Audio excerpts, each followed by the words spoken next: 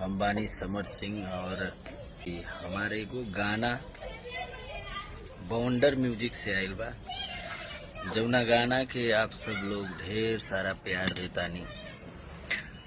हरनवे धई धई दाबता 2.5 लाख के ऊपर रील्स बन चुकल बा।